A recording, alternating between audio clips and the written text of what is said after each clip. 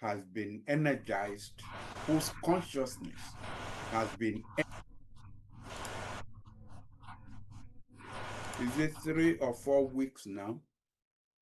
And we shouldn't take the position that there are too many interested voices. We shouldn't take the position that enough people have spoken. Because just yesterday, another member of the United States Congress still filed another motion of interest distributed to his colleagues in the United States Congress. So this issue is not going anywhere very soon. It doesn't matter how many organizations, how many think tanks have taken an interest and are speaking up. We should speak up.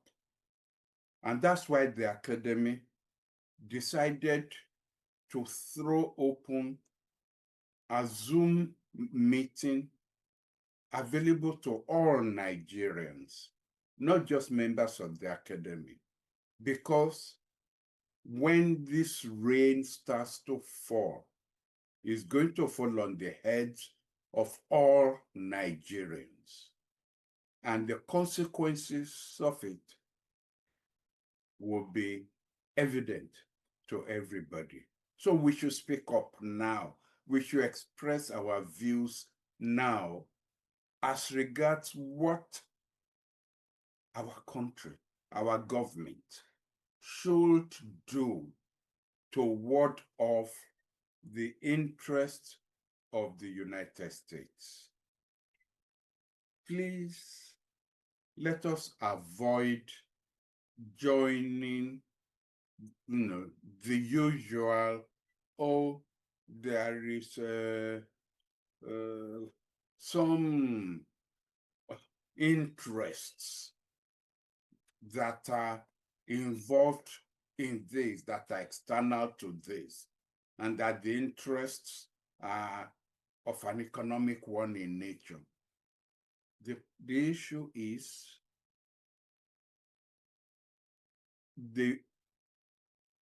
what has been brought to our attention. Is it true or false? Of course, people external to Nigeria cannot know more about Nigeria than we Nigerians. And that is why it is important that we speak out as Nigerians, and we speak out honestly. One, do we have elements of destabilization within this country? Two, has our government been able to deal with this matter?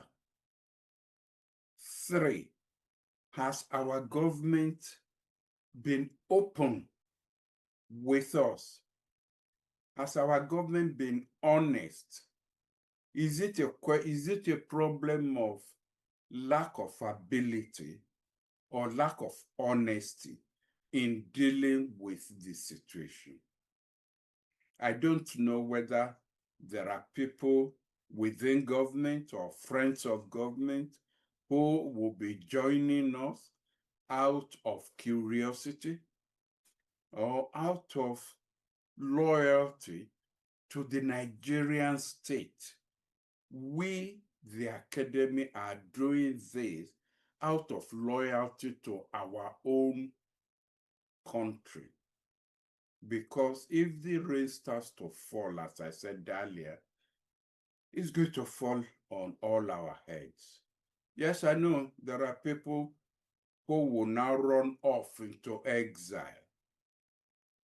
Not the kind of Nadeko exile where we identified what we should still be doing in order to bring democracy to our country. They will be running away, having caused the trouble, and just waiting to then come back and reap what they will regard as benefits from the mess that would have been created by military intervention from abroad.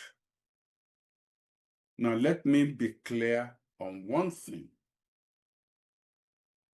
We are not encouraging military intervention from abroad. We know how wars start. We just don't know how wars end. And we don't know what happens in the middle. What kinds of interventions to take advantage of what may be happening. So we are not encouraging external intervention, but we also must not close our eyes to what has been happening in this country. Maybe, just maybe, God works his purpose out in his own ways. So just maybe this will be an opportunity which we ourselves should take hold of in order to clean up our country, so we can have a country where there are no privileged groups, no privileged religions, no privileged ethnic groups, but there will be an equality of all the ethnic groups, an equality of all the religious groups, and all of us, not just a privileged few, all of us will be able to go to bed and sleep with our two eyes closed and not ignore what is happening in other parts of the country. Those who may say that there is no genocide going on in Nigeria is because they're adopting the Geneva Convention definition of genocide. I think we should adopt a common sense definition of it. In a population of 220 million, if let's say 500,000 get killed, oh well, you may then say you can't call that genocide. That's only a handful compared to the 220 million. But if your village or your community is in the middle belt, a community of maybe 200 people, and 50 people get killed, to you, Geneva Convention definition is simply avoiding the issue. And to me, that is how we should believe the impact in a community of 200 people or 50 people getting killed. It is genocide, because that community may eventually be wiped out. And actually, the Geneva Convention on genocide, that's what it aims to prevent: the destruction of a community, the destruction of an ethnic group, the destruction of a religious group. Groups are being killed all over Nigeria. And I think, to my mind, the objective we ought to adopt in terms of policy is to stop the killing. Whether Christians are being killed or Muslims are being killed, we just want the killing to stop. And we must not forget that the killing is being done not by Nigerians, but by elements coming from outside this country.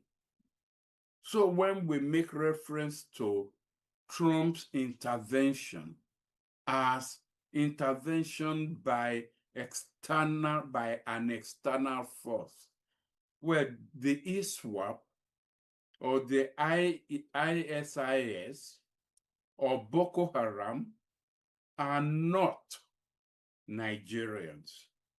We know how they got into this country.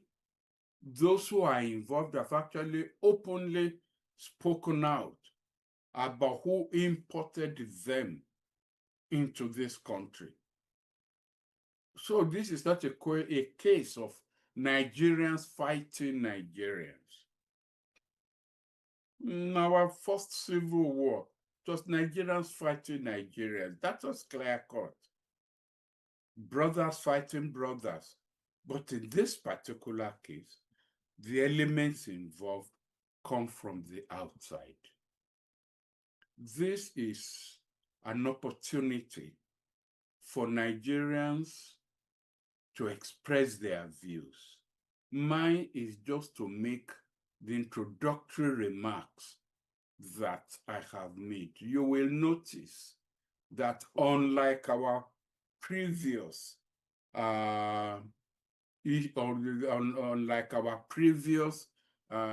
exposure, we have not asked anybody to come and be a keynote speaker.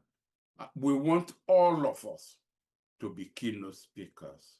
So don't let me stop there, and please ask for interventions by those who have taken out time from their very busy schedule, whether to attend a marriage or to attend a birthday or to attend any other ceremony, to join us on this platform to talk about this issue. Thank you very much.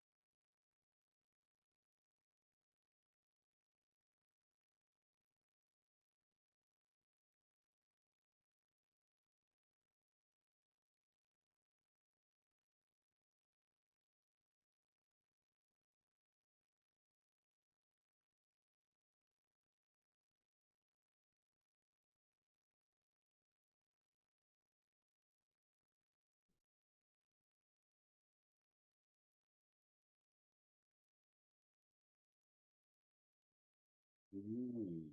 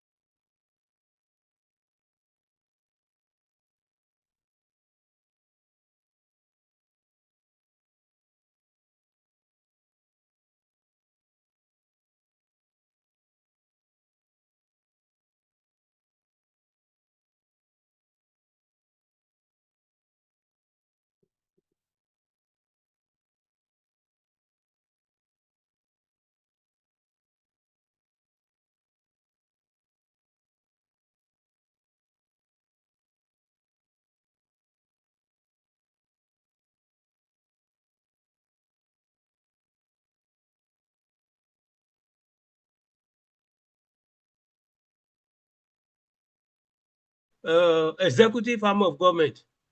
So I think that most of these problems, the mere fact that they are happening and there's no evidence of the government taking the issue on a more serious note and attacking, terrorism frontally. Nigerians are certainly involved. I will even argue that the Nigerians are the main, agent provocateur, now inviting outsiders to come and help them do it. That is the issue. That's my contention. And we need to agree on this. Especially, I will have the opportunity to go back to the statement of made by Professor Akinyemi 1975 in his farewell to policy, where he talked about this issue of national unity, why we have to be united, why we have to engage in rule of law and be patriotic. Thank you, sir.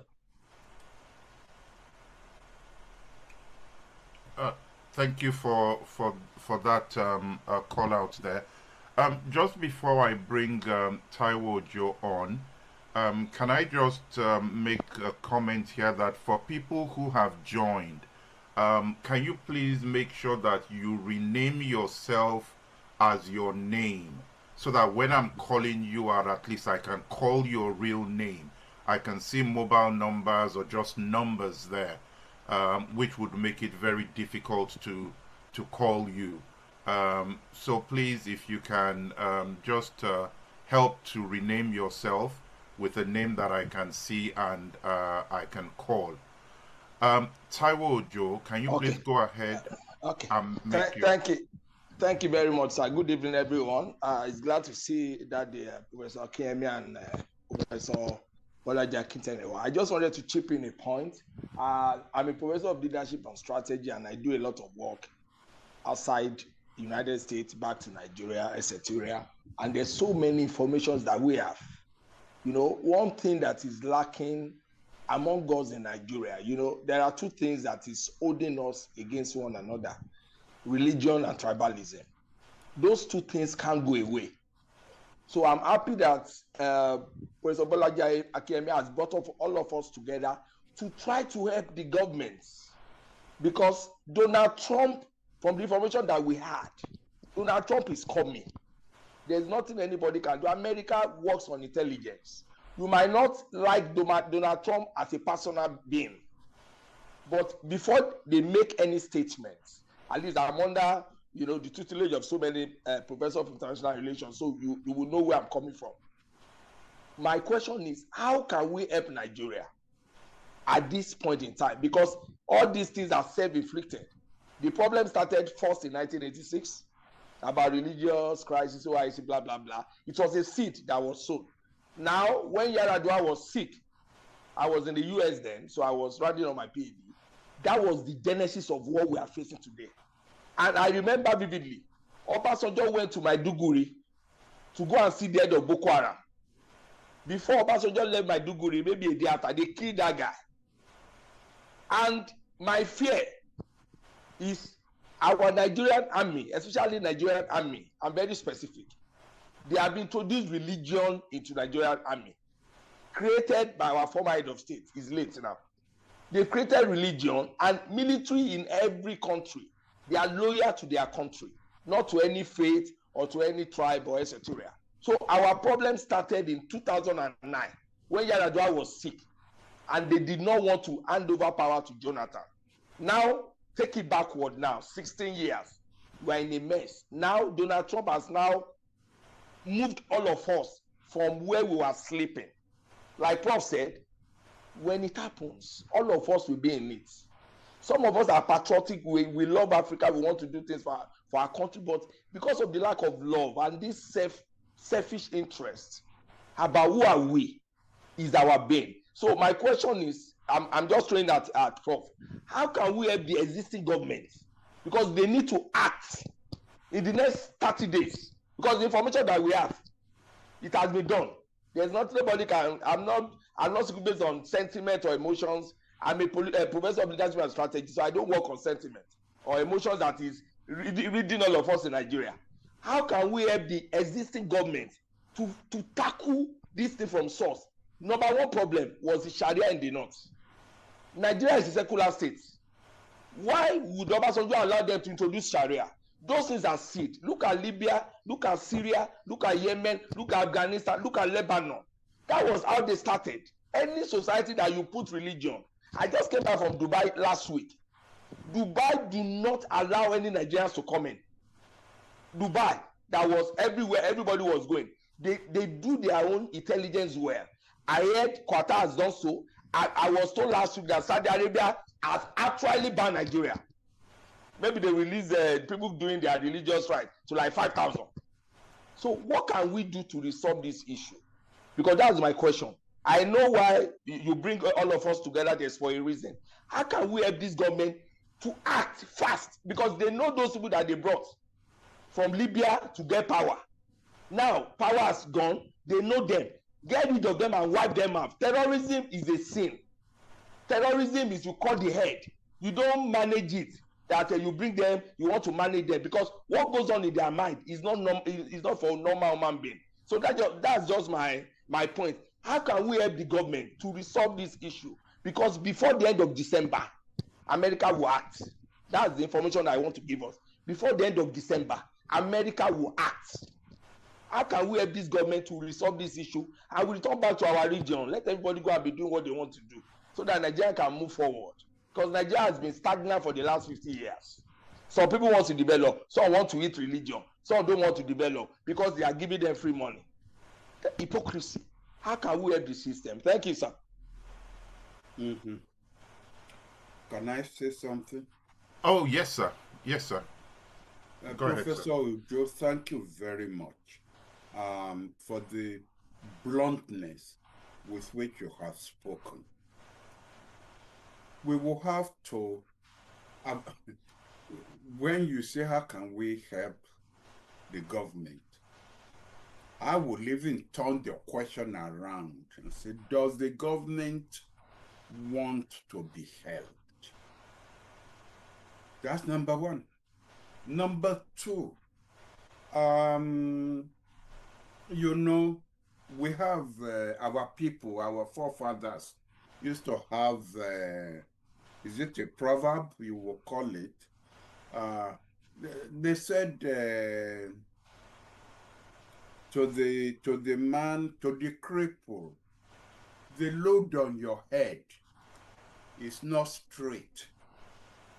And the cripple said, is it the load on my head you are talking about? Look at my legs now. That's where the trouble started. Now, what's the relevance of this proverb to our situation?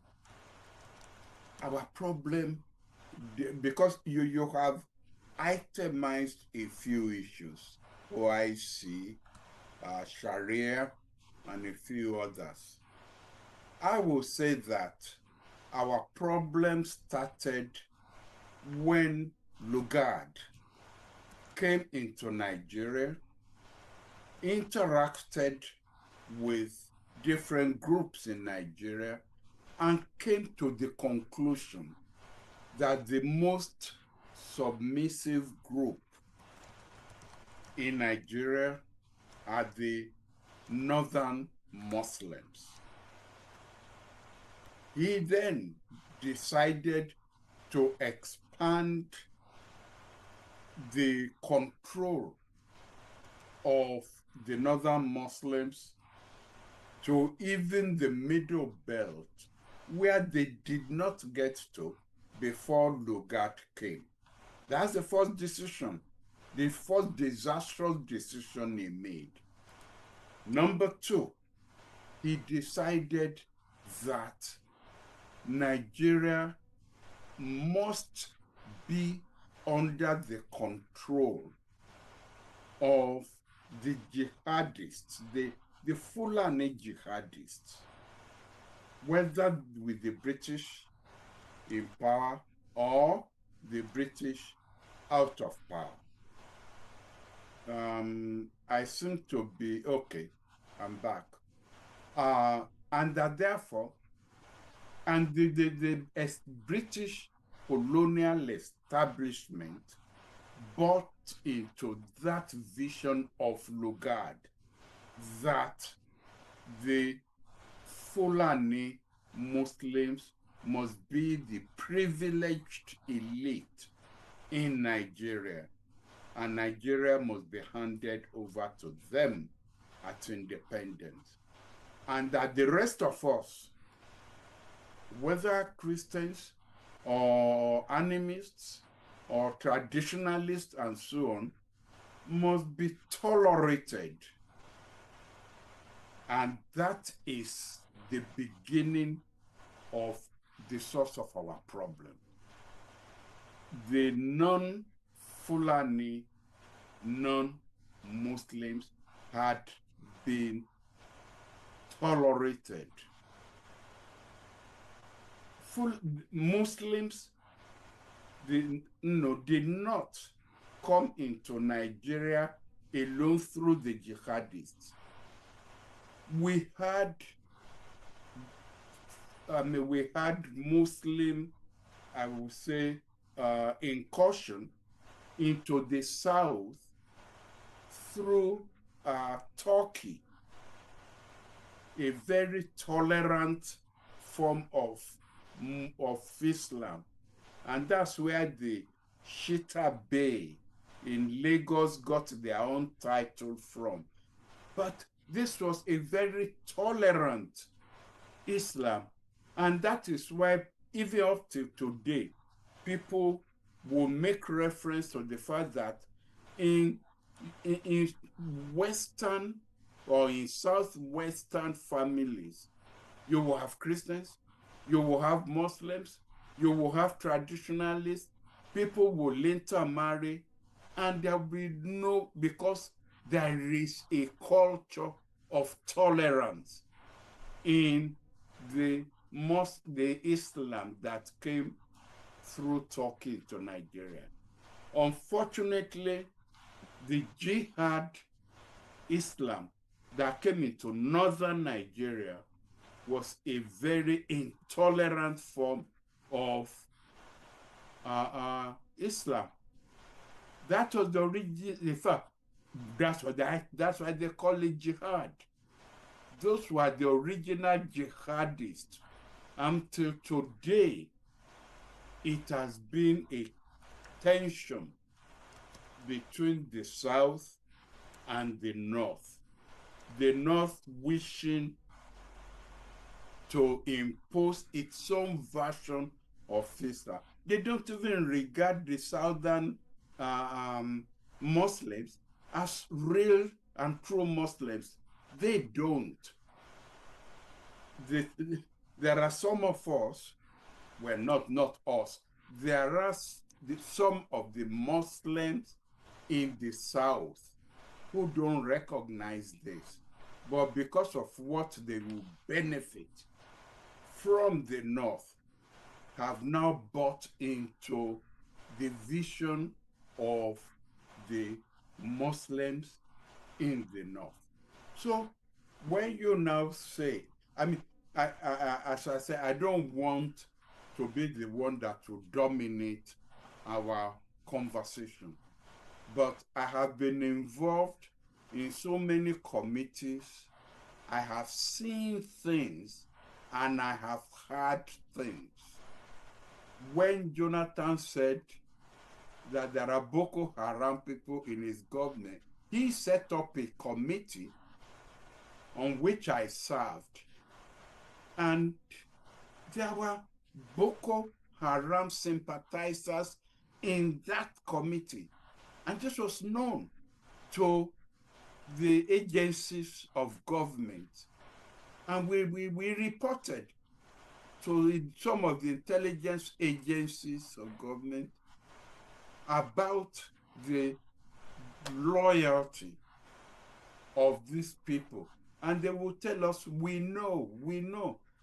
And the issue we will raise is, you say, you know. How can we then have an open and honest debate amongst us in that committee And our report that we will send to you, you will act on it to protect the national interest of Nigeria. But they never removed those people. And what I then find funny, well, thank God I survived it, was there were parts of the North we went to, and openly they would tell us, oh, the Boko Haram people were here to check the hotel, but they've decided that you people really were of no threat to them, so they've gone away. So here we were, snoring away in our beds, in the hotel rooms, and the Boko Haram people had walked in, checked at the counter, and went away. We could all have been slaughtered there. But I think that was the time when even that element of Boko Haram were the benign part of Boko Haram. But now, if you ask me to come and serve on such a committee, I will tell you that my grandchildren are still rather young. Let me please, spend time with them. But the thing is, the government that you think you are talking to is not united. Talk to the military retirees from amongst the Nigerian armed forces, and they will tell you how they are knifed in the back by their own troops. You agree on an operation, and before you get there, you run into an ambush because the Boko Haram or ISIS have been told. The plan has been leaked to them. The American army had the experience over the Chibok girls under Jonathan.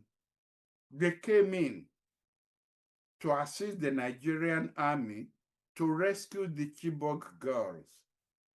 And they then decided that the best thing to do was, because they have found the camps where all of them were, the girls and Boko Haram people, that the best operation was to drop canisters of gas into the camps. And that while the people in the camps were then under the influence of the gas, they will come in, help us take out the girls, and the Nigerian army can then deal with the Boko Haram people who will still be sluggish under the influence of the girls. And when they then sent over the reconnaissance unit, the reconnaissance unit found that the Boko Haram people were all wearing masks. So elements in the Nigerian army had leaked the operational plans to the Boko Haram people, and the American troops withdrew, that they couldn't cooperate with the Nigerian army in carrying out any kind of operation. So don't be surprised. I mean, you have said the decision has been made. I pray that there will be a change of mind. Don't be surprised if the Americans who were coming in to help drive out the terrorists will not inform the Nigerian army of their operational plans because they don't trust the Nigerian army. So to me, the first thing that Bola Tinubu should do is, one, to clean out the mess in the Nigerian army. He must, now that he has the backing of the United States, because remember what I have said about Lugard.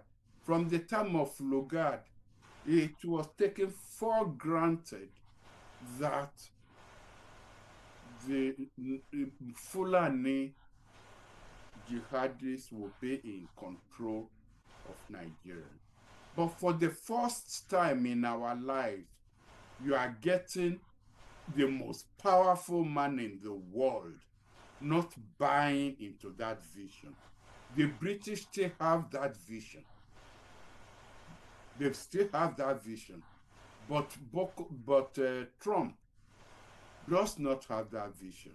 And I will say that anybody who wants to clean up the mess in Nigeria should actually embrace the vision of Trump, but find a way of buying into a cooperative venture with Trump and not allow Nigeria to be scattered by American forces. It can still be done. The president of Nigeria must show evidence that is now serious about confronting the jihadists, the bandits, the terrorists. And if his army cannot do it, then he knows the Americans will do it for him, and it's not going to be funny. I mean, look at the whole naval task force that has been sent now to deal with Venezuela. That the president of Venezuela is now saying it is peace he wants and not confrontation with the United States. I agree with you that Trump has not taken his eyes off Nigeria.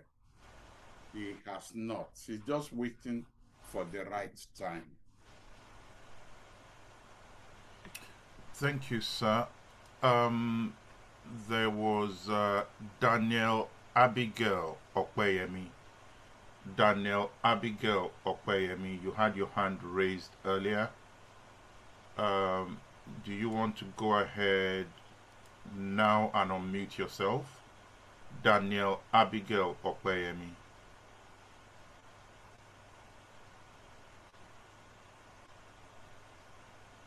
Can you go ahead and unmute yourself? Okay, maybe Daniel is having problems unmuting. Any other person wants to comment? Please raise your hand. As soon as I see that, I will call you. Sir, one thing that a few people have raised concerns about, that when you have Nigeria designated as a country of particular concern, what exactly does that mean? And what does that allow the United States to be able to do with that labeling that has been attributed to Nigeria? And then I'll pick any other hand. I can see 2 hands up. I'll pick one after that question, sir. Well, it's a technical term, a nation of concern. It means there are events happening in that country that are disturbing to the United States. It's a result of congressional acts that are part of American law. And but no, you don't sit in Washington and identify a country as of concern. It has to be brought to your attention.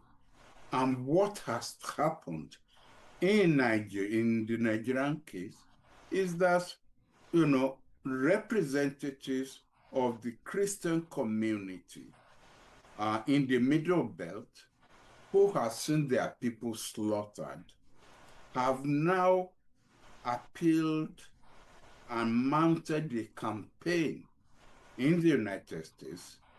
They have hired lobbyists in the United States. They have tapped into the presence of Pentecostal Christians in the United States who are the base, the political base of Trump, to draw their American attention to what's happening in Nigeria, to Christians. So Muslims haven't done that because, as I said on another program, Christians are not killing Muslims. It is Muslims who are killing Christians.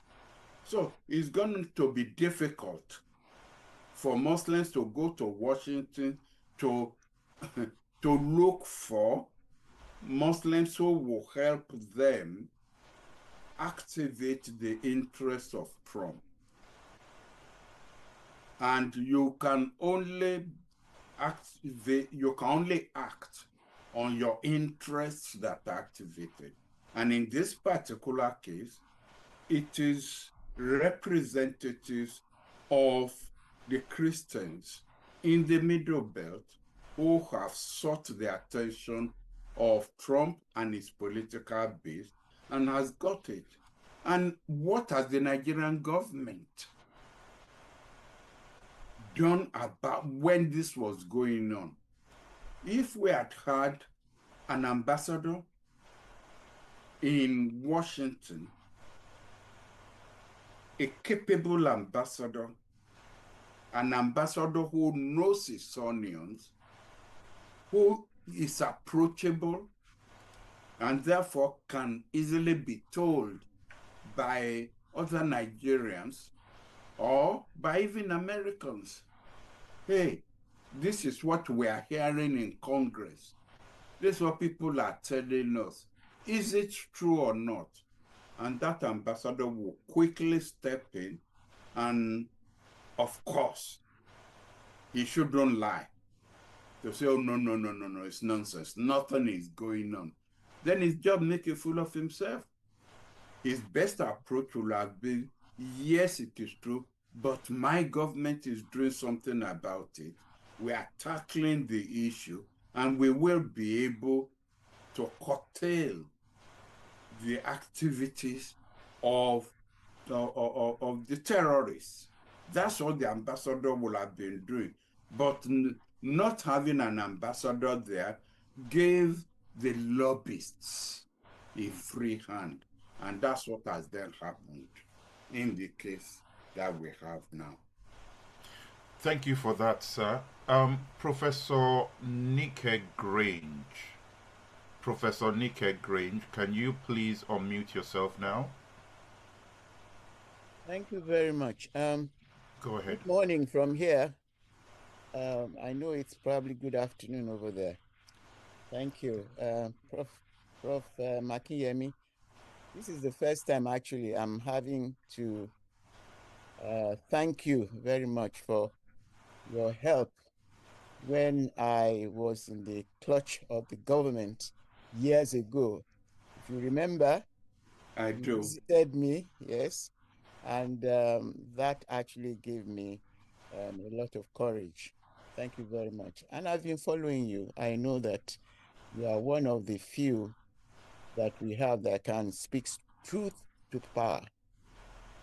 Speaking truth to power. There are not many people that are doing that. So having said that, with what we have now, I would like us to know that perhaps the problem is actually that we Nigerians do not actually believe in our own potential. The potential for Nigeria to be a great country within the geopolitical space. And so what Trump has done for us is to actually highlight the fact that we can be a great country if only we put our house in order. So I think this is the way we should approach it with our own government. Let them see that just going along in the same way that they have been doing is a betrayal of our country. we know that our country has a greater potential that can be made use of to highlight the power that we can be, to highlight the fact that we are actually the giant of Africa. We've always said this, we are giant of Africa, but we have not done anything about it. So what I find has been happening is that our government has been looking inward all the time. They did not look outward. And that is reflected in the fact that we didn't have ambassadors, as you said.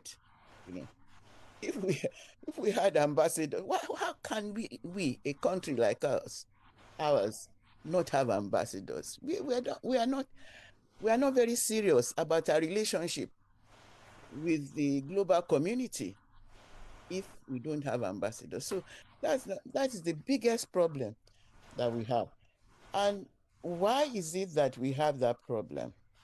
It's because we feel that maybe not all of us, but our political leaders feel that all they needed to do was to develop the economy of the country, and that will give them their own share. And by getting their own share, well, all is well. Again, it is short-sightedness. If, in fact, they do develop the economy of the country, they need to have a vision for the future of our children, of our grandchildren. And they don't have it.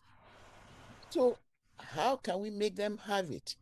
Thank God, the threat of invasion is making us all think, okay, so we can actually be destroyed in the process of looking out for ourselves alone, you know.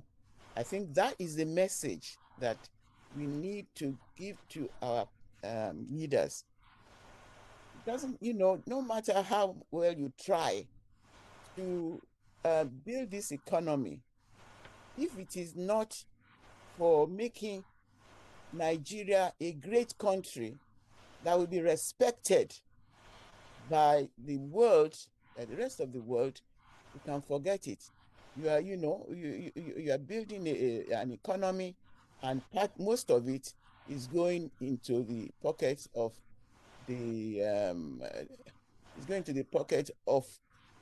yourselves and your cronies. So of what use is that to Nigeria? That is the conversation we should be having with them. And I'm glad, Prof, that you have started this conversation. We don't need an outsider to tell us where we are going wrong. We all know.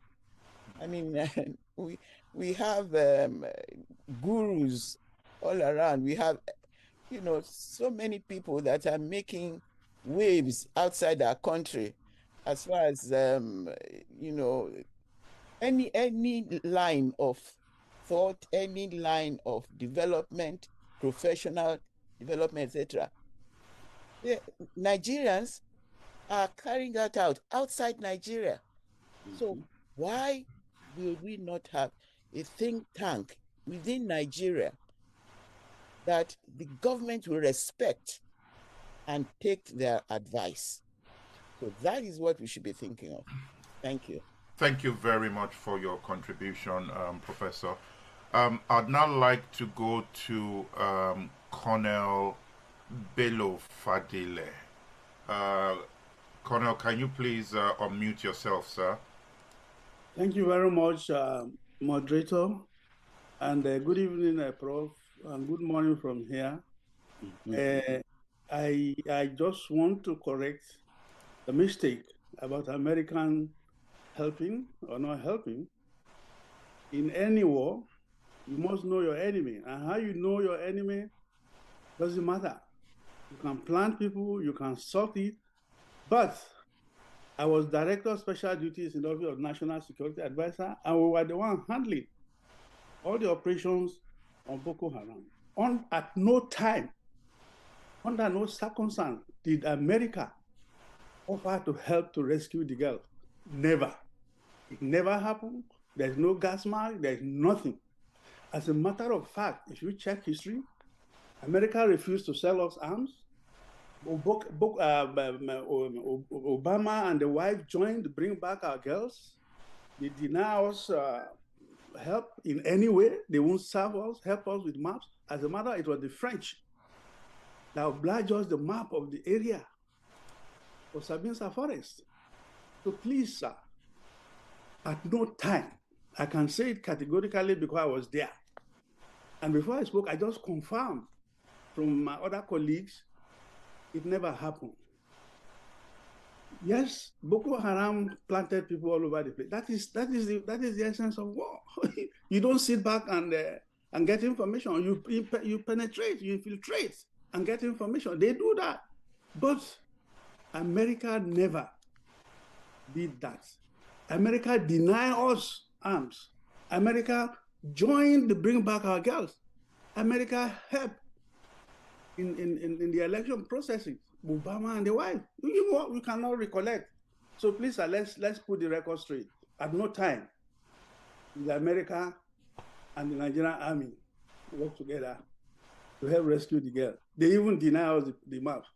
Later days, we entered into negotiation before anybody but Jonathan came in. We fought to conduct that election. We know what we did.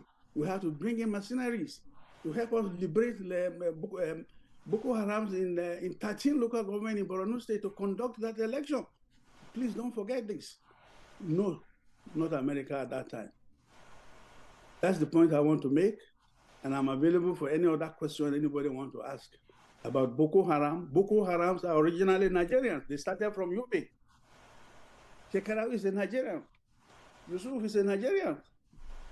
That is the truth. They get support from outside. That is also the truth. And that is how you fight war. To me, I think we are past the stage of insurgency in Nigeria. We should declare total war. On these people, bandits or insurgents, no, declare war. Total war. It's overnight, about 16 years. You can't continue to run an insurgent and fight an insurgent. No. The government should listen and declare total war. That is what I would recommend if I have the opportunity. Thank you, Prof, for giving me the opportunity to say this and correct the impression everybody had America did. No, it's not true. I'm in America, and I know. Thank you, sir. Thank you very much, sir. Professor Akiemi, can I carry on, or do you want to respond? No. I know Colonel. I actually work with Prof. He knows I work with him at the Office of National Security Advisor. He's my good. That's what I was going to say. We work together. So we know each other. We know each other. So no need. But I mean, I learned from his involvement in the National Security Advisor's office, and he was involved in sustaining what I call the Boko Haram committee, on which I served. So I understand what he's saying. Thank you, sir.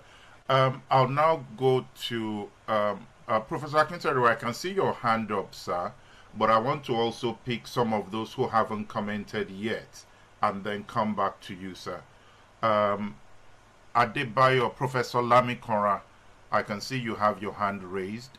Can you please go ahead and unmute yourself? Yes, thank you. Good evening, everybody. And it's good to be here, listening to conversation that is intellectual and practical at the same time.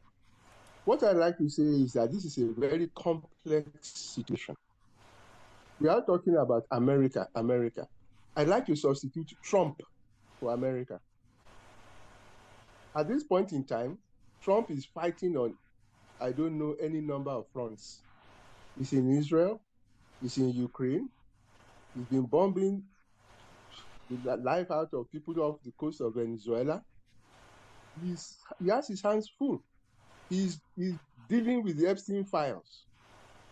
That man is taking on all sorts of things, some of which do not even concern him, especially this one. And all he's trying to do is to show up his base, his Christian evangelical base in the United States. Now, the question I'd like to ask, what would be the form of his intervention? Who has he identified that will be bombed, or that will be attacked, or that would be rendered safe? The point is, I think we are reading too much into Trump. Personally, I don't think he has the guts, or that he has the nuance to understand the problem that he's dealing with. He just tweeted this thing as he tweets every night. And as far as I can see, Congress has not backed him up. One or two people are talking in Congress. He needs some sort of support for him to be able to say, okay, go ahead and bomb anywhere. Where are the troops going to, where is he going to get the troops to attack? All the bases in the Sahel have now been, Burkina Faso and so Mali. The Americans are no longer holding themselves up in those parts of the world. So where is he going to bring the troops from? Will he fly them all the way from the States, or will he go to Djibouti or something? He also has operational difficulty about attacking any part of Nigeria. But the point is, even they say that even the bad child has his good day. He has, I think, succeeded in concentrating our minds. We now can no longer say that nothing is happening. We can no longer deny that there is a lot of bloodletting, unnecessary, dangerous, and almost endless. Something has to be done. But it's not America that's going to come and do it. The point is, Nigerians must devise. I mean, even the terrorists now know that they have, people know about them. Even if they are hiding in the shadows before, it's now out in the open. And let us also not forget that there are many different groups. Fulani herdsmen, are they related to ASWAP or Boko Haram? Kidnappers, are they taking their orders from some person?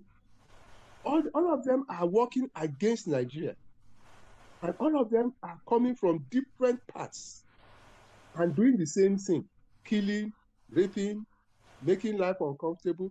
Nobody has even mentioned about the herdsmen and the farmers' confrontation that is happening all over the place.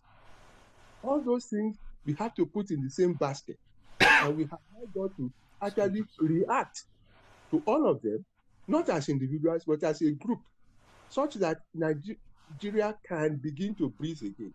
It is not that we have always been in this situation. America itself is heavily involved in what we are doing. ISIS was created, if not by Americans, for Americans.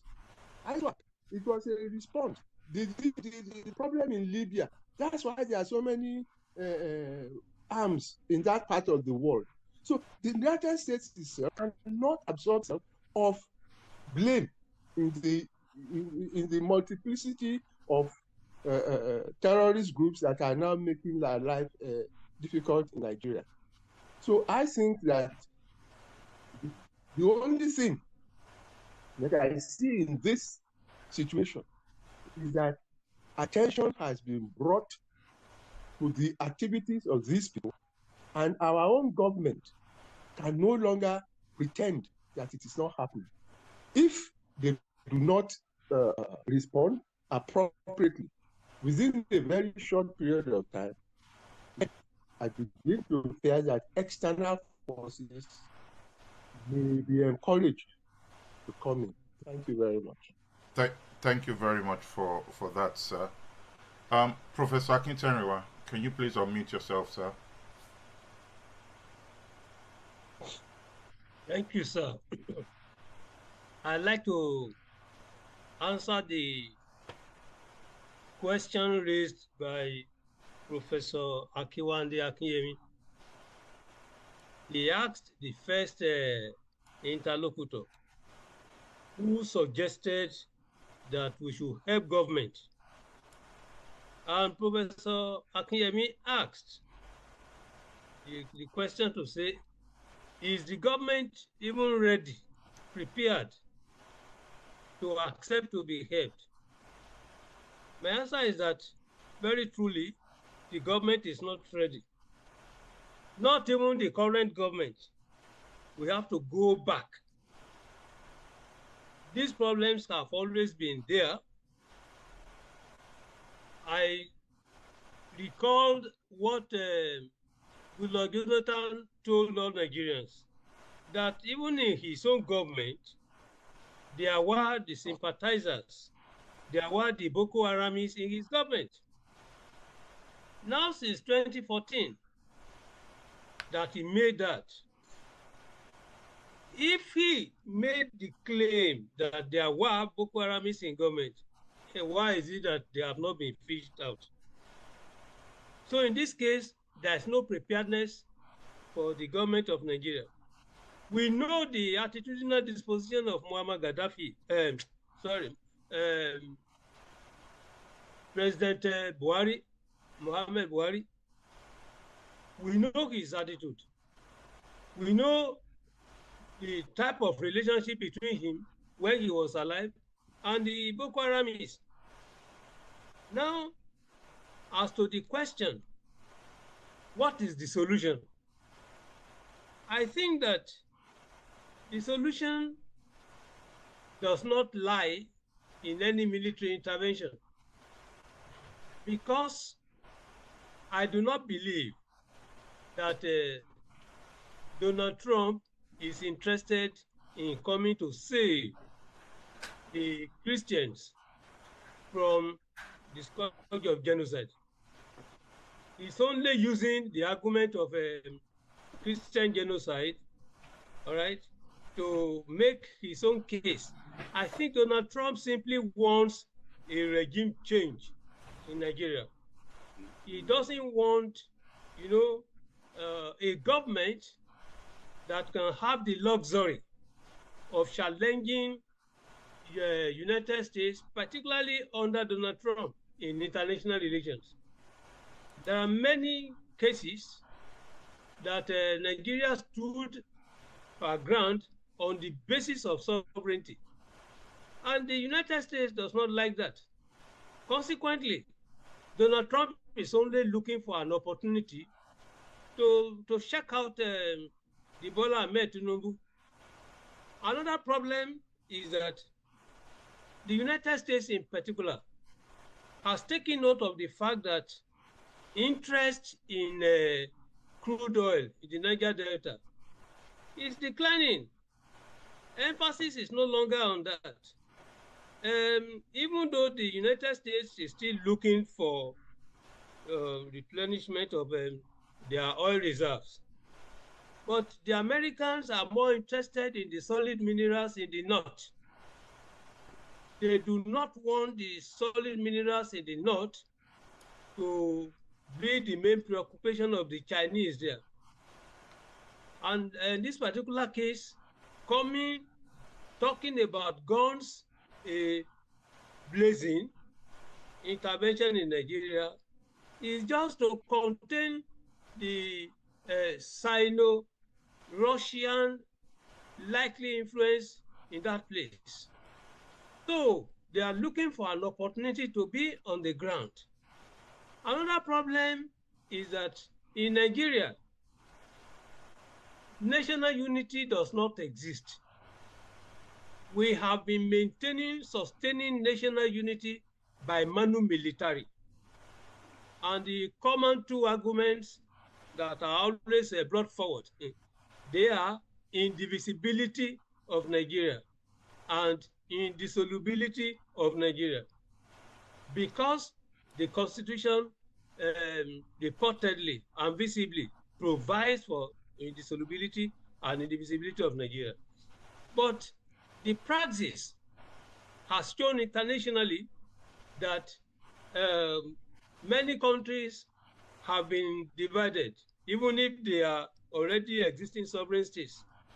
Eritrea in Africa was carved out of Ethiopia. Yugoslavia is there.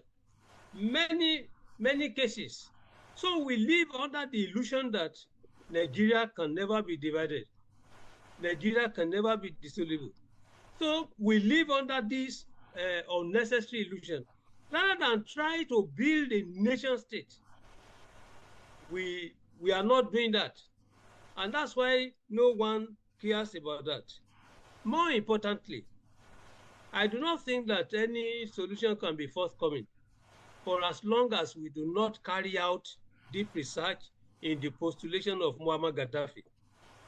Muammar Gaddafi, before he died, made it clear, and I quote, "There will never be peace in Nigeria until Nigeria is divided into Muslim North and South and Christian South," end of quote. By this time in 2010, the government of Nigeria summoned the Libyan plenipotentiary to Nigeria. And the Libyan ambassador came. What did he say?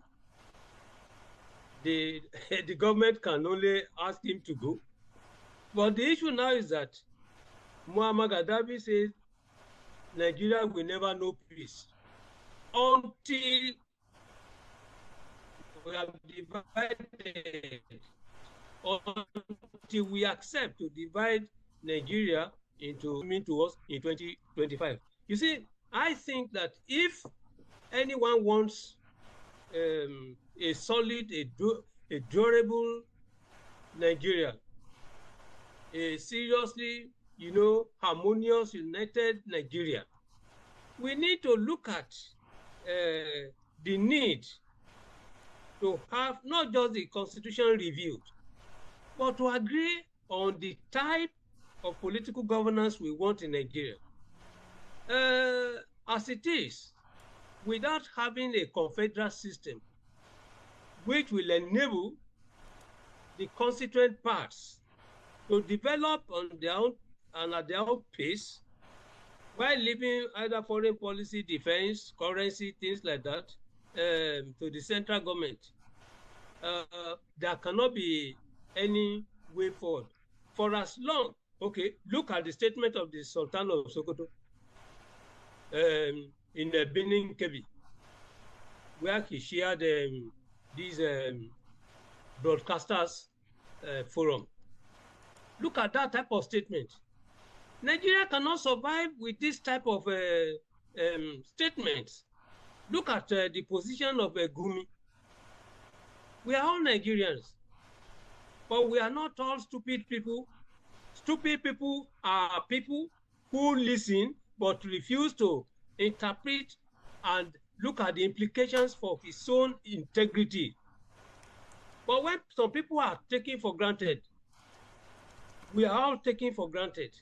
And at the end of the day, I ask myself, what is the purpose of this university education we are always talking about?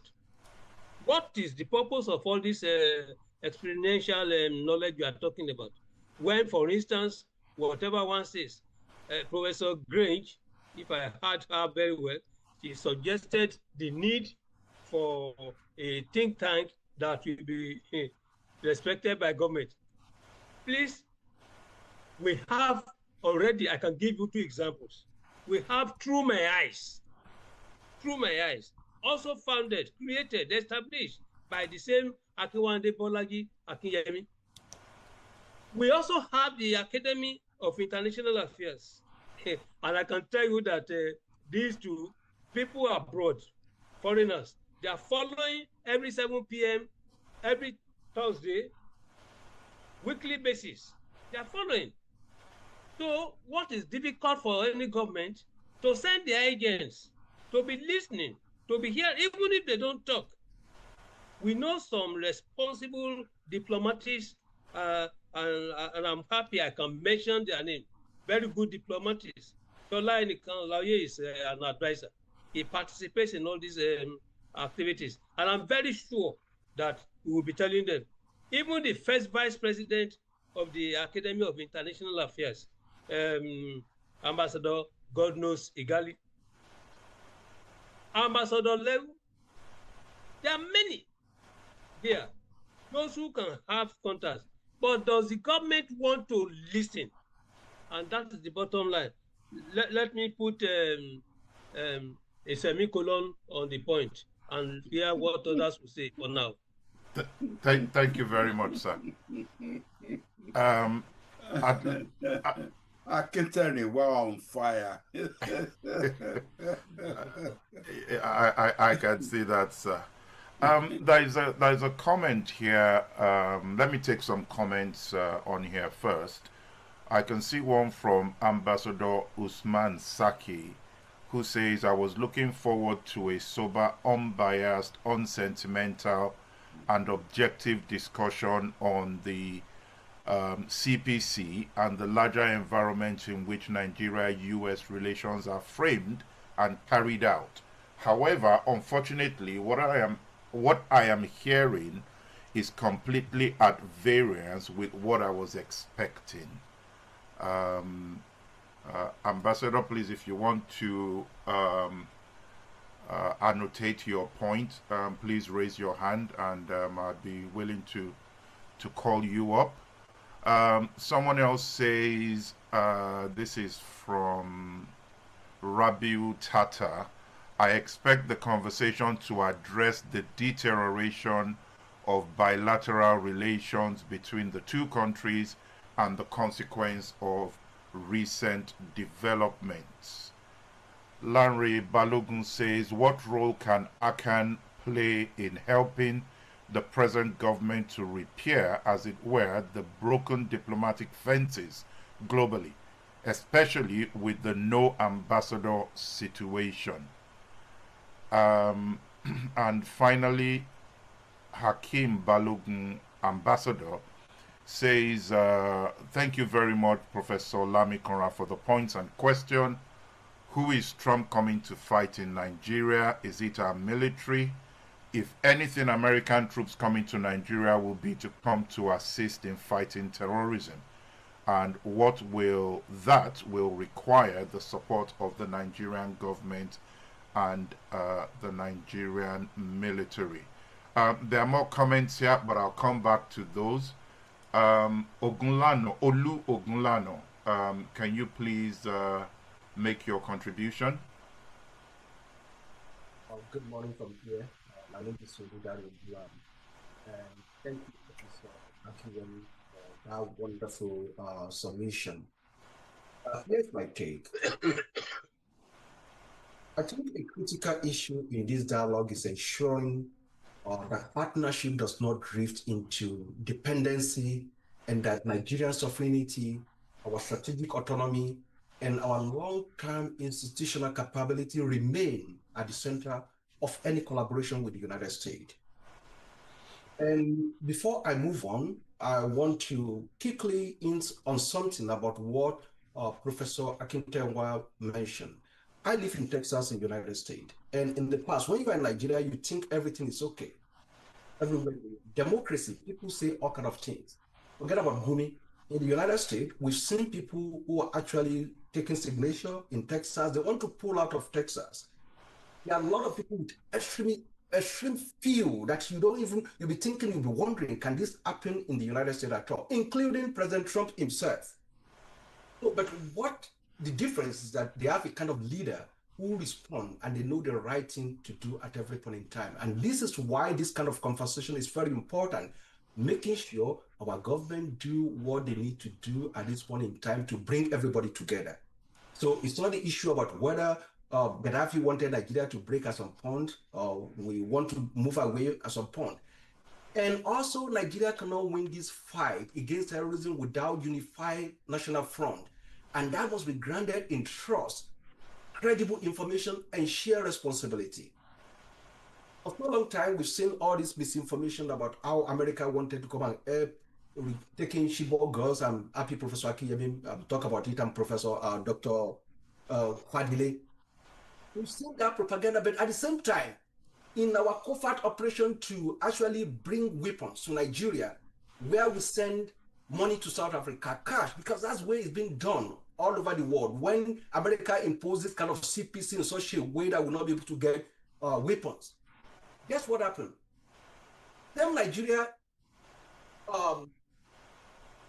actually aborted that operation for them to be able to buy weapons to fight. And that's why I was talking about unifying national front. We need to come together to be able to do that. So in my opinion, the way forward are twofold. We need to strengthen our strategic communication, like Professor Akinyemi just mentioned, and also we have to promote responsible civic engagement. And to my question, Professor Akinyemi, I've read so much about you. I think I'm the youngest person speaking here. I'm a professor here in Texas also. How can the United States and Nigeria strengthen their strategic security partnership in a way that supports Nigeria counterterrorism objective without creating dependency or undermining our national sovereignty? And that's my question, because we have not been able to get that part very clear. Thank you very much, sir.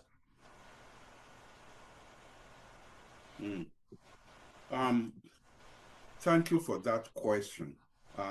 Let me address it before we move on. Okay, to me, I think it's simple. Various people on the platform have actually indirectly pointed attention to it. There must be a consensus within our government that is what it wants to do, that it wants to fight terrorism, that it wants to fight terrorism. There must be that consensus. Two, it must make available to the United States, if it wants to checkmate Trump in the way in which Bayo Lamikonra was talking about, it must show not only the American, but even we Nigerians, concrete evidence of its own activities. I listened to what there was somebody on the platform who said he came expecting to hear something different from what he's hearing. Please say what is on your mind. You make your own positive contribution, because beneficiaries of a system that is not working, I don't expect them to be critical of the system. Instead, they are going to be finding fault with those who are at least making an effort to show the need for changes.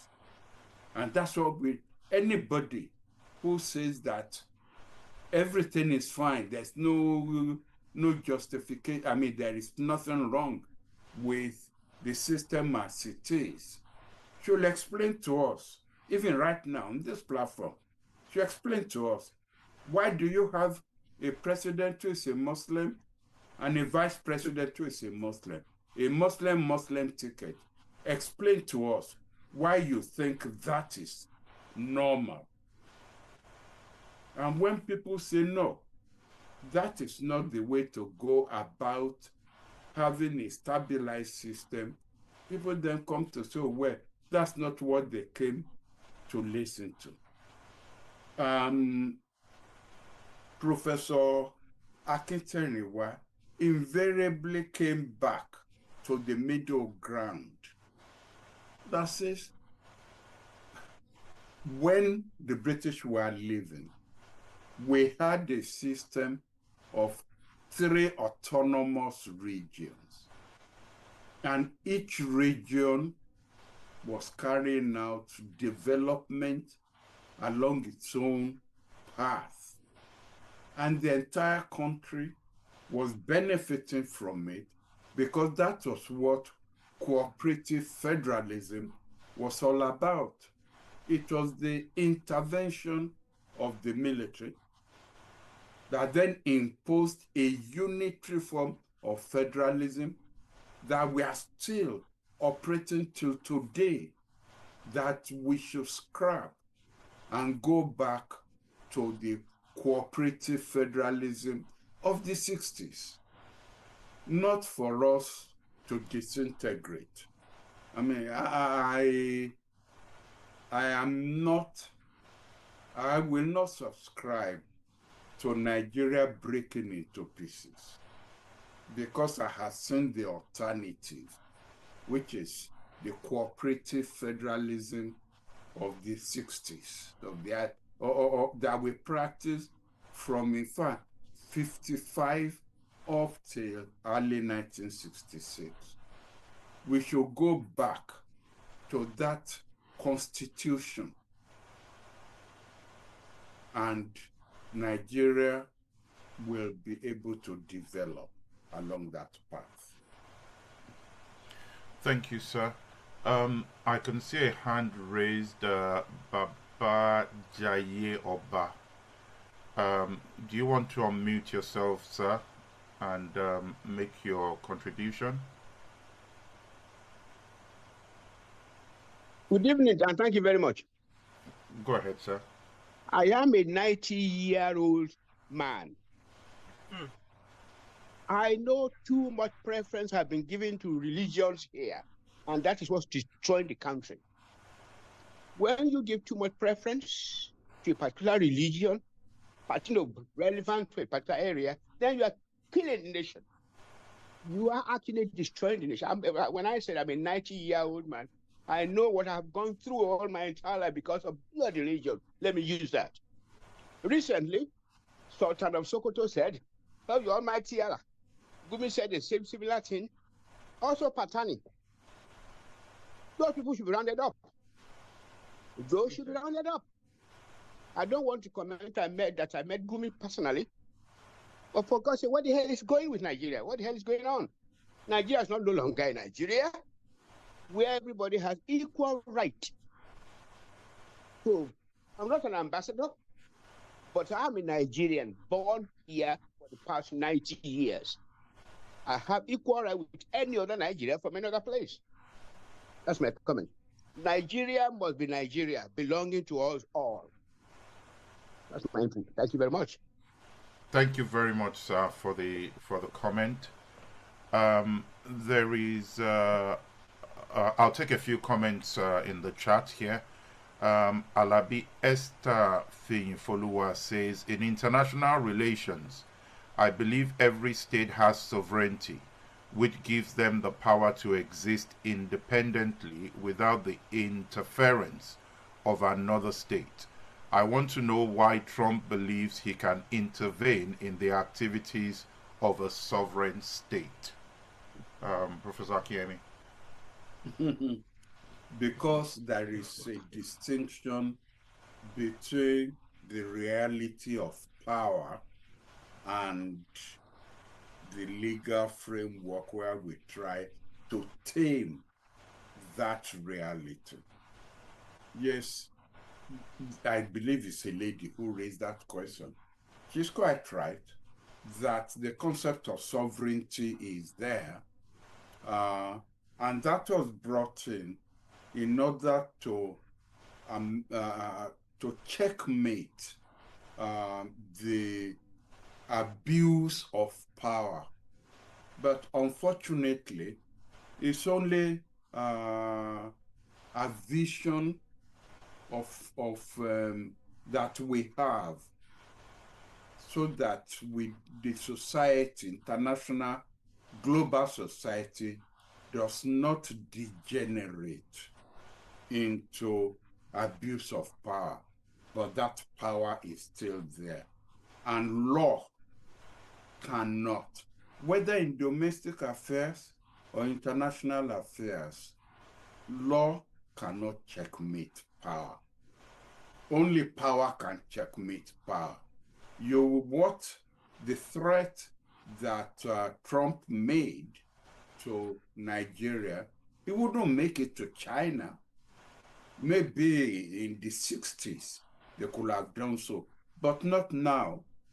He wouldn't even make it to Russia. He will threaten and he can impose sanctions, economic sanctions on Russia. But apart from that, cannot threaten to invade Russia, whatever might be the motive behind the threat. But in the case of Nigeria, which army do we have? When someone like me was arguing for what some people called a black bomb, I was told that I was out of my mind. But India has an Indian bomb now. Pakistan has a Pakistani bomb now. And even though the disparity between the power capability of India and the power capability of the United States is so wide, nevertheless, Trump will not threaten to invade India.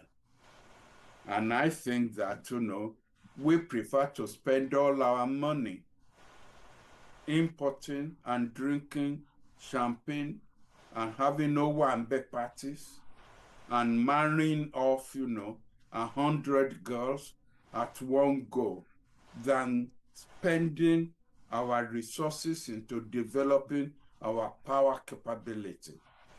Each time we had the opportunity to do that, we blow the opportunity because those who are in power at that time have no concept. Have no appreciation of the use of power in international politics. International politics is not Sunday school activity. It isn't. And even when the whole world at one time was made up of the Holy Roman Empire, there was still war amongst them. They didn't say because they were all holy or Roman that they wouldn't fight amongst each other. And the disintegration of the Holy Roman Empire after the Napoleonic War, and what you then have were, the global system having autonomous states. And each state then knew it had to protect itself. Through what?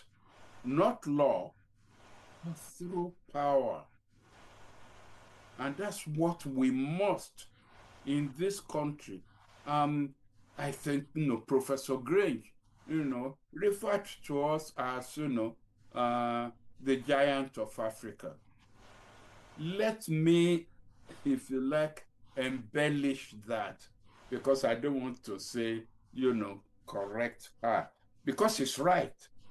But remember what Madiba, Nelson Mandela said. He said, until Nigeria gets its act together.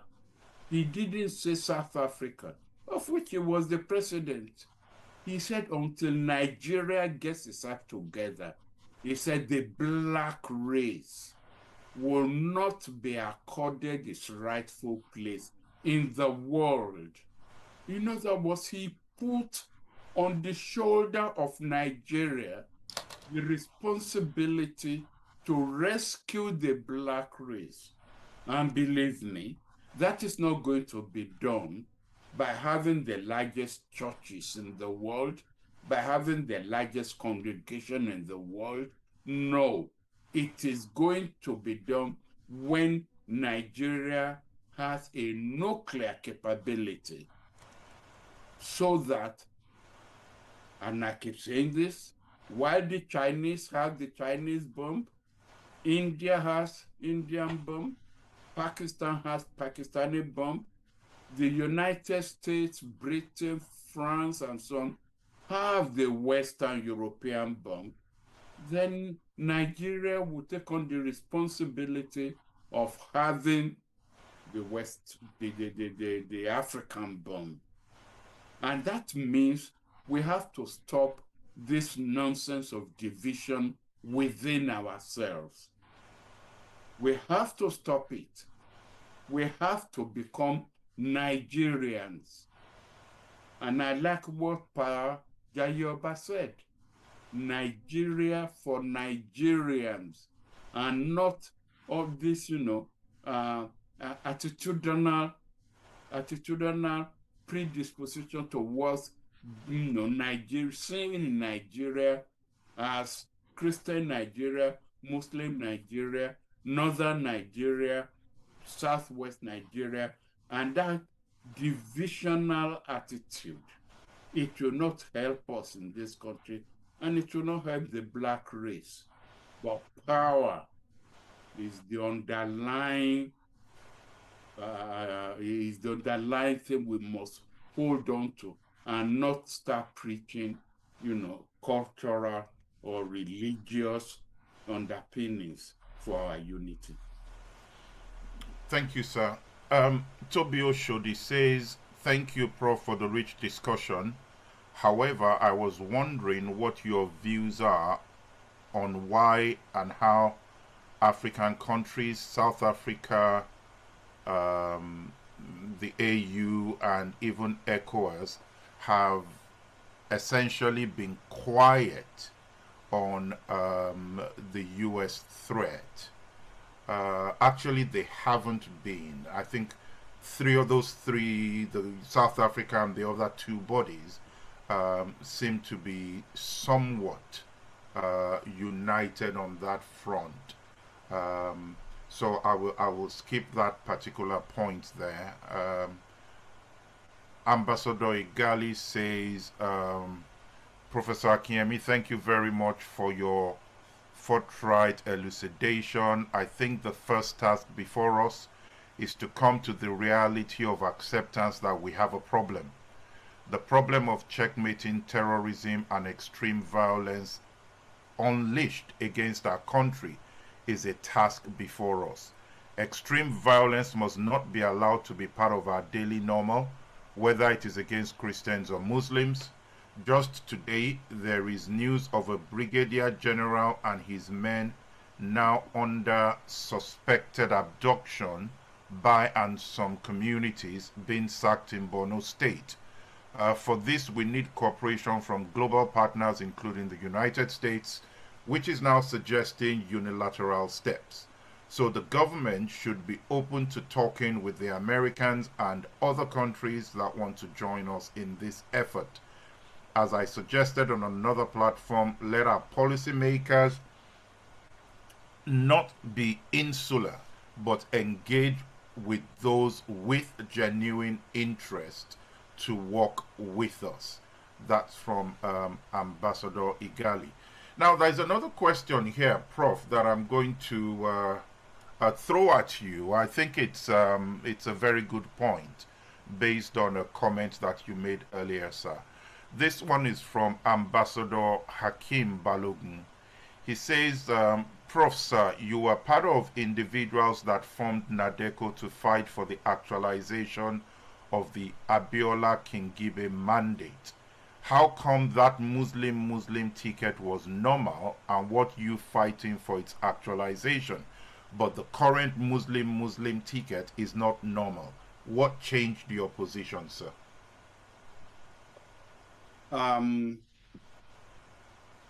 That's a misinterpretation of NADECO's position. There were several trends within NADECO. There were those who simply wanted the military out, and they didn't care who replaced them. There were those who wanted a confirmation of the Abiola Kingibe regime, whom they felt that from the point of view of justice, they've been denied their victory through illegal means. So you had different groups who were who formed NADECO, and we all were not sleeping facing the same direction. But comparing that period with what we have now, to me, will not be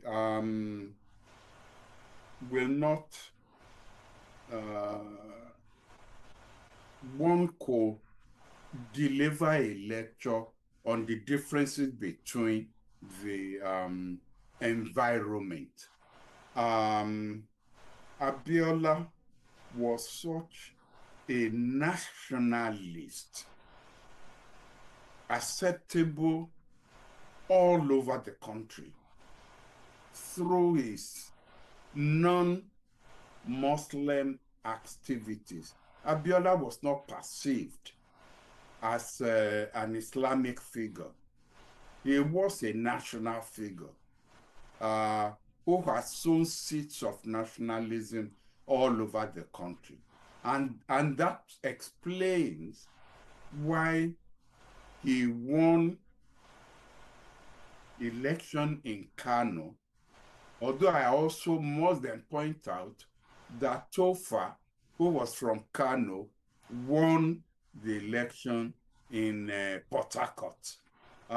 So in a way, Nigeria at that time was not focused on religious, that there was no evidence of religious fractionalization that determined political positions. You cannot say it's the same thing this time. I mean, we've been talking now about Boko Haram coming in from Jonathan's time and then gradually metamorphosing into herdsmen versus whatever it is, in the Northwest, and now in the Middle Belt, we're now seeing religious connotations determining activities in that area. In a way, one doesn't really want to go too deep into this, and I don't want to again mention names because we should be trying to look for solutions and not taking positions that may exacerbate our positions. But there are at least two that I know who brought these jihadists into Nigeria, who mentioned their names, who mentioned where these jihadists were garrisoned, who mentioned which governor was paying them, on the grounds that if the main brain behind bringing them in lost an election, he was going to use them to unleash violence into Nigeria. Fortunately for him, he won the election. He now tried to get rid of the people he had brought in, and they refused to go. Now, with that environment, a Muslim ticket, you cannot position it within the kind of environment that produced the Abiola Kingibe ticket. So let's take the conversation slightly towards the relationship between Nigeria and the United States. If we look at the relationship between the US and the UK, we know there's that special relationship that they always talk about, even though others have said maybe that relationship is not as special as the UK thinks it is.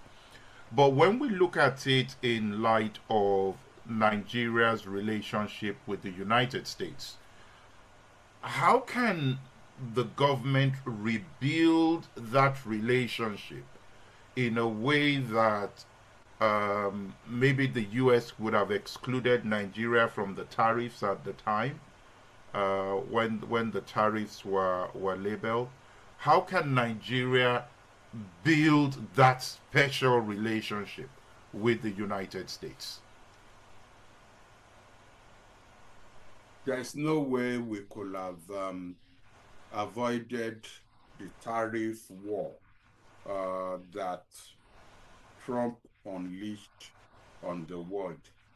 Even with the special relationship with Great Britain, it still imposed tariffs. It's just that it's not on maximum level. So to that extent, there's nothing we could have done that we would have escaped a tariff regime. But we are caught, to me, we are caught in a bind now. And at times, reversing your situation often is more difficult than going forward. There are people who have spoken on this platform today who want us not to go into BRICS because of what it may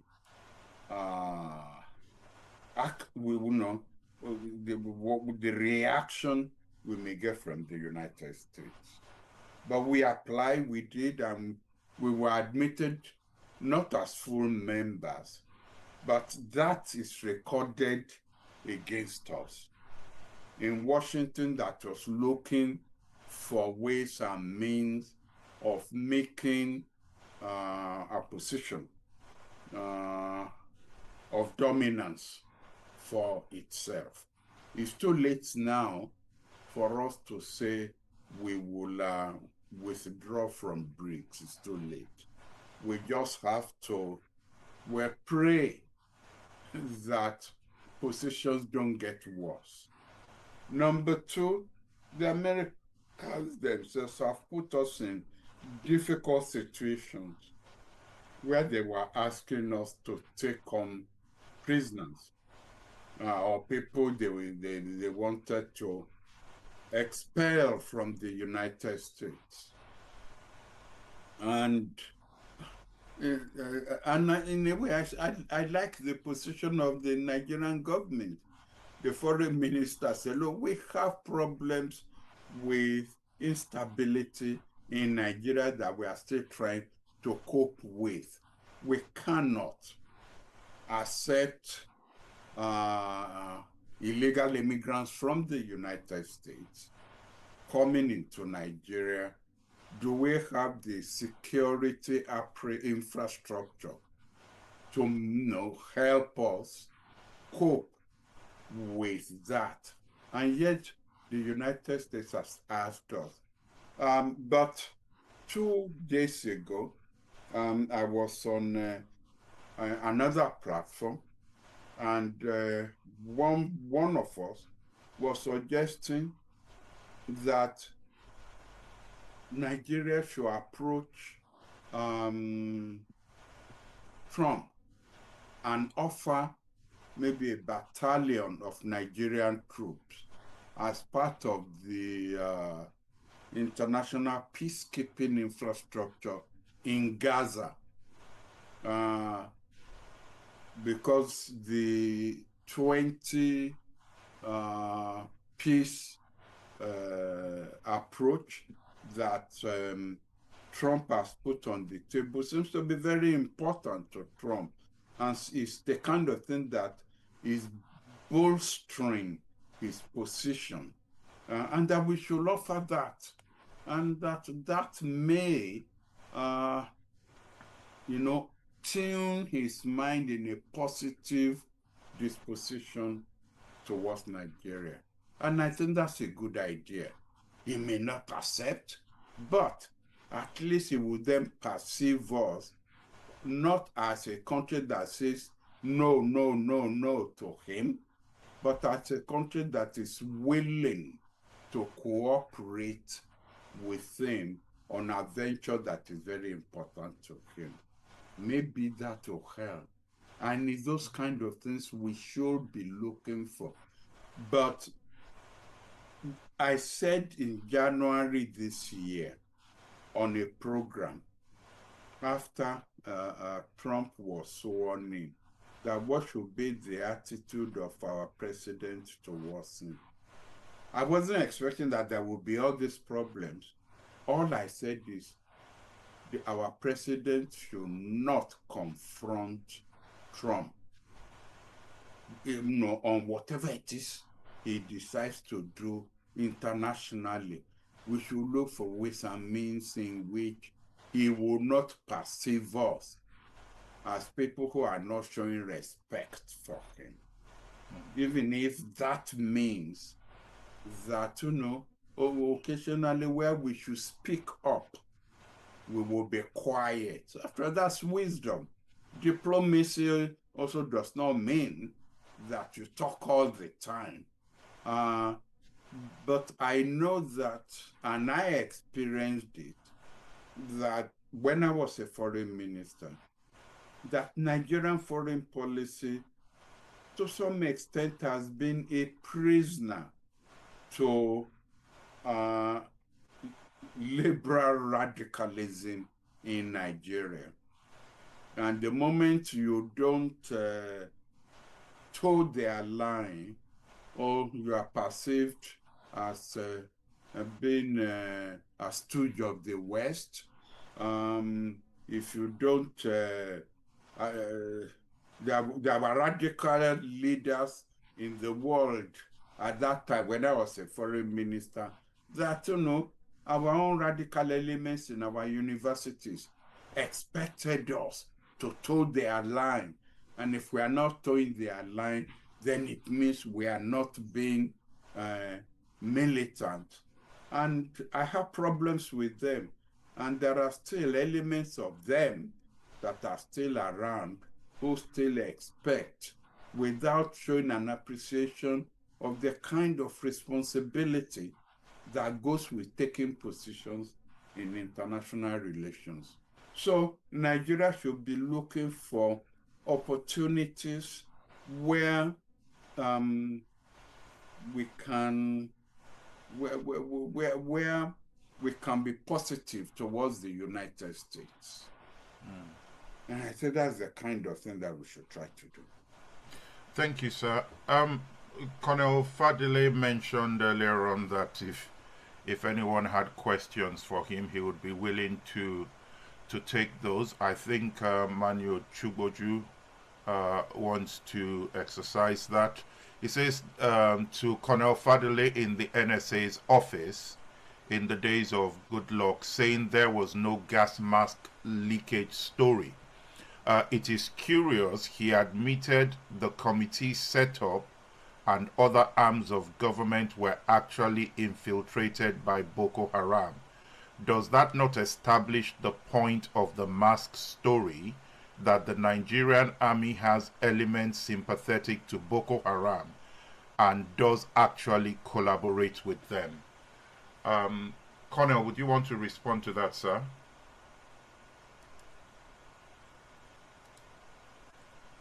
Please unmute yourself. Okay. Yeah. No, he's getting this wrong. I said in any theater of war, you must know your enemy. And how you get information about your enemy, you can take any form. You can infiltrate. You can buy them up. You can do everything up. That's what I said. And it is true that Boko Haram has their own sympathizers within the government, as President Jonathan said. Within the cleric, within the judiciary, it is true. They get information and they use it. That does not relate to what does not exist about gas or no gas. That's the point I was making. Thank you for the clarification, sir. Okay. I think we've had enough. Yes, sir. I was just going to say that we're just on the 2-hour mark, and I will take just one last comment from Professor Nika Grange, and actually no, we've already had her before. I'll take Muftawu Dutola. There is a need to fight corruption and provide good governance to the populace at every level of government. Let us not forget that the person, Yusuf, who founded Boko Haram, never found it as a terrorist organization. He founded it in opposition to the socio-economic problems in his state. Young people with educational qualifications and hanging around for years with no jobs. Hence, he declared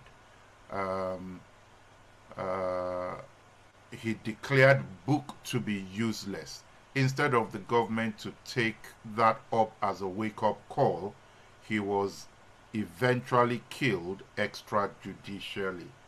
On that note, I'd like to bring the meeting and the broadcast this evening to an end. Thank you everyone who has participated for all the comments, and all the listeners as well. Thank you for joining.